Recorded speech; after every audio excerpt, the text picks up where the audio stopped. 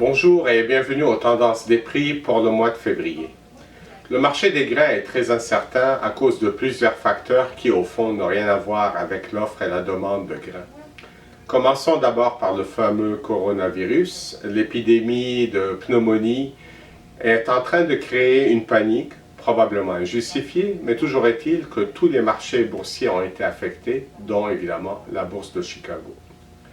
Deuxièmement, la phase 1 de l'entente commerciale sino-américaine. Vous vous rappelez, elle a été signée le 15 janvier, elle est entrée en vigueur le 14 février et pourtant, on n'a toujours pas d'achat chinois de soya américain.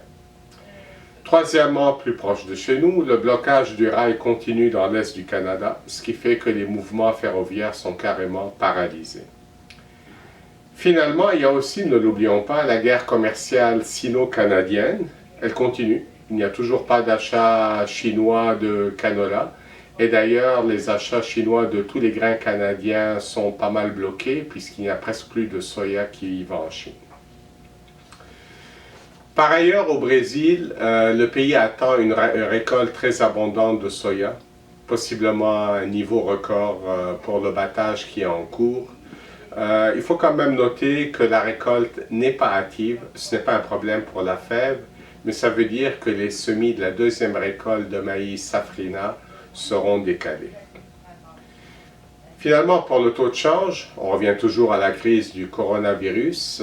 En cas de risque mondial, ce qui arrive d'habitude est en train d'arriver, c'est-à-dire que le dollar américain s'apprécie fortement vis-à-vis des autres devises, ce qui rend les grains américains moins compétitifs sur le marché mondial et avantage les concurrents des États-Unis, dont le Brésil et l'Ukraine, etc. Finalement, l'USDA a émis leurs projections pour 2020-2021. Faites attention, on parle de projections et non pas de prévisions, donc c'est basé sur des modèles économiques. Pour le maïs, ils annoncent 94 millions d'acres et le soya 85 millions d'acres, donc de fortes augmentations par rapport au niveau anormalement bas de l'an passé, qui avait été affecté par des retards des semis. Les stocks en 2020 sont projetés à 2,6 milliards de boisseaux pour le maïs, en forte hausse, et seulement 320 millions de boisseaux pour le soya, en baisse. Maintenant, notre scénario des prix, il a un peu changé. Il est rendu neutre, mais volatile. Le marché local demeure très serré, et c'est reflété par les bases élevées en dollars canadiens et en dollars américains.